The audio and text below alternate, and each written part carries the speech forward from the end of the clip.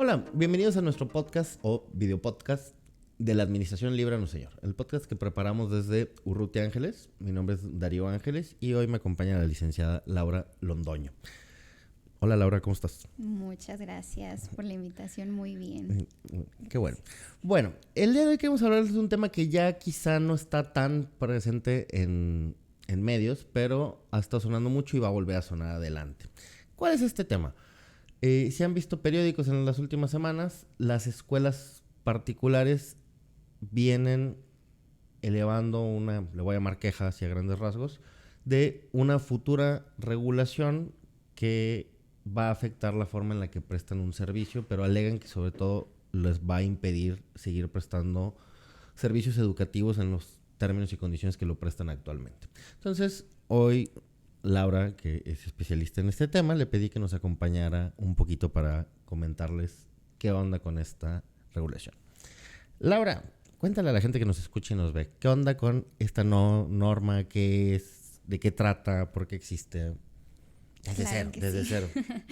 Mira, pues esta norma es publicada como a mediados de este año con el fin súper claro de proteger los derechos de los consumidores, sean padres de familia, tutores, los mismos estudiantes que consumen este servicio educativo, ¿no? De las escuelas particulares. Claro, Dios, es medio raro, pero cuando hablamos de consumidor hablamos de usuario, claro, de escuelas, básicamente. Ajá. Okay.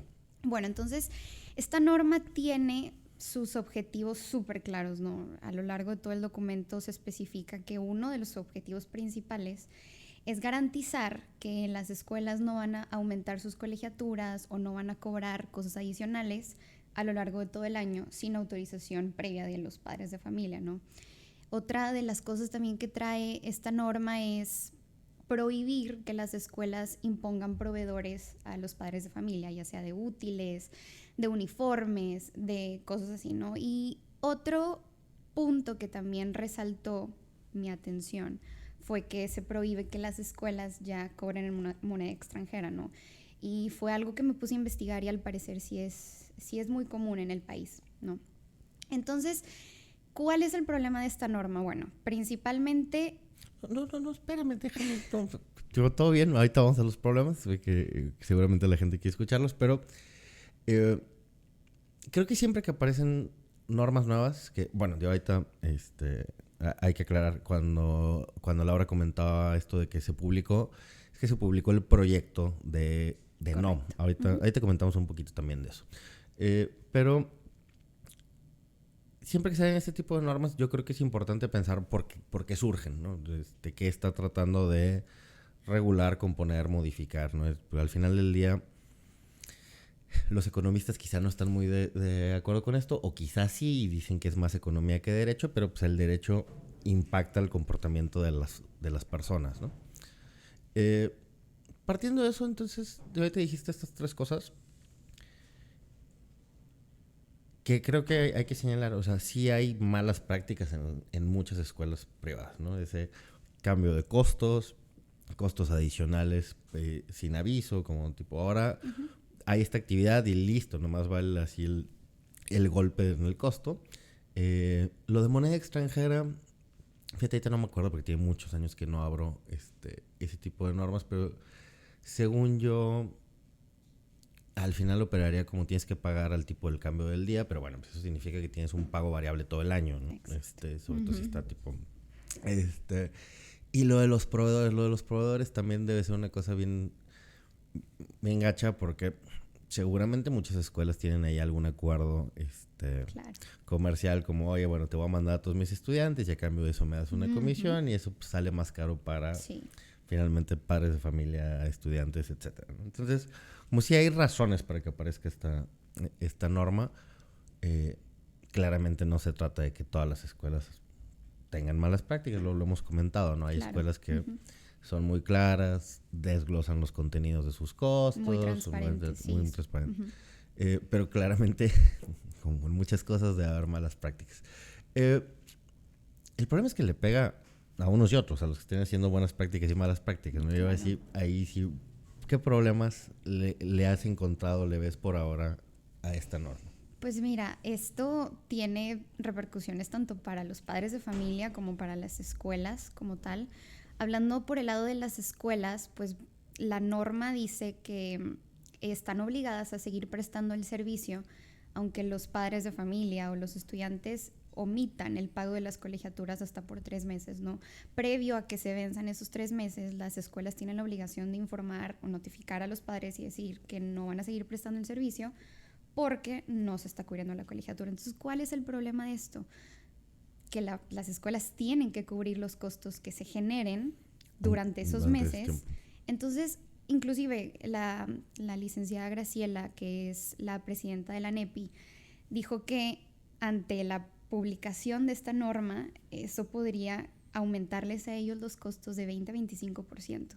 Entonces, ¿cuál es el problema? Chorro. Demasiado. Y es un efecto dominó, ¿no? Una cosa lleva a la otra y pues esto afecta al personal docente y administrativo. Inclusive la norma obliga a las escuelas a emitir un certificado de cumplimiento. ¿Cuál es el asunto de esto? Que tienen las escuelas que comprobar que tanto sus instalaciones como su equipo y su personal docente y administrativo están en las capacidades para ofrecer una educación de calidad, que es el derecho consagrado en el artículo 3 de la Constitución. Y el problema de esto radica en que es un certificado que se tiene que generar cada 2 años, ¿no? Entonces, a eso le sumas que hay padres de familia que pueden omitir los pagos de colegiatura. Entonces, es un efecto dominó que va aumentando y llega un punto en el que pues va a afectar, ¿no? La estructura, la organización y la administración misma de las escuelas. Claro, o sea, esto es finalmente, mayor regulación normalmente significa mayores costos, ¿no? Claro. Ya que está bien interesante ese dato de lo que están estimando, de lo que implicaría eso, tener reservas para sostenerse en caso de incumplimiento de pagos, ¿no? Ok, aumento de costos 20-25% es un chorro. Es demasiado, brutal. Sí. Pero bueno, digamos eso. Tiene un tema jurídico. Ahorita realmente que no quisiera entrar como mucho en eso. Más bien me quería enfocar en este certificado de... ¿Cómo se cumplimiento. llama? Certificado de cumplimiento. Bueno, para quienes nos escuchen y nos ven, esta es una cosa bien extraña. O sea, a ver... Las NOMS, que es la abreviación de norma oficial mexicana, es ¿cómo llama? Es como el Frankenstein de lo jurídico. O sea, no es no es una ley, no es un reglamento, pero tiene disposiciones jurídicas que son tanto o más agresivas que las leyes o reglamentos. A mucha gente le gusta sostener que son inconstitucionales, digo, eso, o sea, por su mera existencia. Digo, eso ya, olvídenlo, quedó atrás en el pasado. Las NOMS por sí mismas no son inconstitucionales. Sus contenidos pueden serlo, ahorita platicamos un poquito de eso. Pero yo siempre les digo que no saben el caos en el que vivimos por culpa de las NOMS.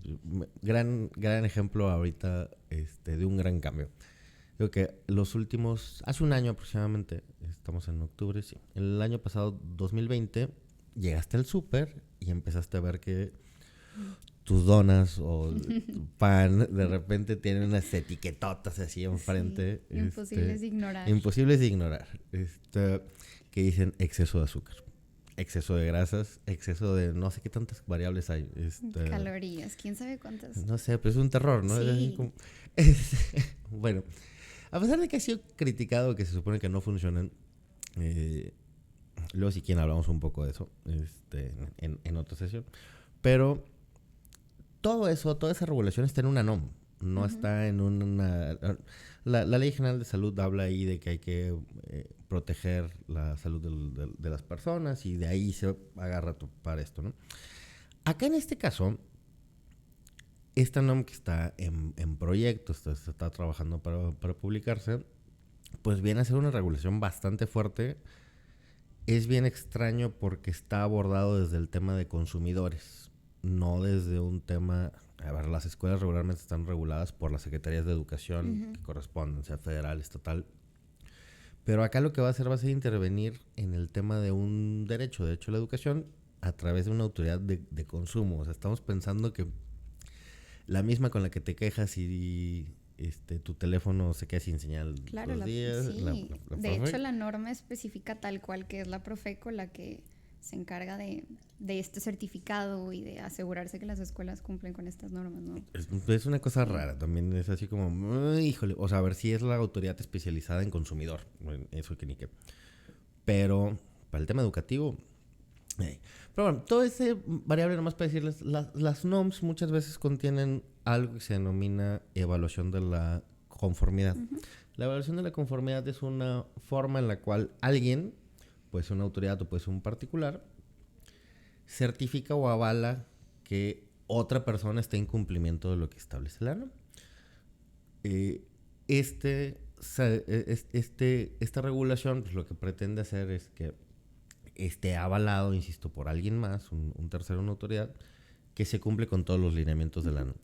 Lo que no se dice o no se cuenta es que es caro. O sea, esto al final del día significa que contrates una empresa certificadora, Que te certifiquen y luego alguien que te ayude a asegurarte que tu escuela cumple con todos los requisitos. O sea, que los tienes que traer y luego se pasan por ahí a hacer todo el revisión documental, papelería, no sé qué. Y eso puede implicar 2, 3, 4 meses hasta que por fin cumples y ya te emiten esto. Sí. Y luego tienes que pasar por eso cada 2 años. Sí, y luego son, como te platicaba, son costos que algunas escuelas, pues con las notas que hemos visto, ¿no? En todos estos días, son costos que las escuelas no van a asumir por sí solos, ¿no? Al final de cuentas son costos que le van a pasar a los padres de familia, que también Luis Arturo Solís Bravo, el presidente de la Asociación Nacional de Padres de Familia, vicepresidente, perdón, ha dicho que esto aumentaría de 12 a un 15% de colegiaturas anuales. Entonces, o sea, el 20 de allá y el 12 de acá, bueno, o sea, se pierde como el objetivo de esta norma, ¿no? Si la misma norma dice que una de sus principales metas es que no se generen cobros que no estén justificados previamente y luego le sacas esta norma, o sea, como que no tiene muy esclarecido cuál es. Y fíjate que eso es un punto muy importante porque la norma, bueno, el proyecto de norma, cuando es publicado, tiene que tener un impacto regulatorio, que es como asegurarse de que, bueno, estas son nuestras medidas, ¿cómo van a ayudar estas medidas, no? Y cosa que el proyecto no la tiene, o sea, no fue publicado ese documento, entonces es por eso que te digo que es un punto que no está muy bien esclarecido y genera muchas confusiones. Así que levanten la mano, denle like a esto o de alguna forma manifiesten si conocen eso de impacto regulatorio. La verdad, nadie sabe qué es el impacto regulatorio, ni la autoridad de impacto regulatorio sabe que no. Oye, para los que nos están escuchando viendo, impacto regulatorio es una cosa hermosísima si se usara. Es básicamente oye, yo soy una autoridad que quiere hacer una regulación. Aquí viene una norma, un reglamento, viene una nueva disposición, tal. Y entonces, para evitar que las autoridades estén inventando regulaciones, la idea de la mejora regulatoria y el impacto regulatorio es que antes de emitir una norma se analice el impacto que va a tener esa norma. Por eso es impacto regulatorio. ¿Qué impacto va a tener una regulación? En términos ideales, el impacto regulatorio debe servir para 2 cosas. O justificar que no tiene un impacto regulatorio, es decir, que no va a pasar nada y no va a aumentar los costos, o justificar que si tiene costos, se justifican por los beneficios que se logra con la misma. Okay. Entonces, está buenísimo que se haya brincado eso. O sea, es como... que bueno, nota ya el pie de página, eso probablemente es inconstitucional. Hay que corregir por ahí unos criterios de tribunales, pero lo cierto es que es un gran vicio. Es gravísimo. Pero pues, sobre todo, ¿por qué es esto? O sea, a ver, ya se está previendo cómo va a generar aumentos de costos. Entonces, creo que invariablemente lo que va a terminar haciendo es que cierran algunas escuelas.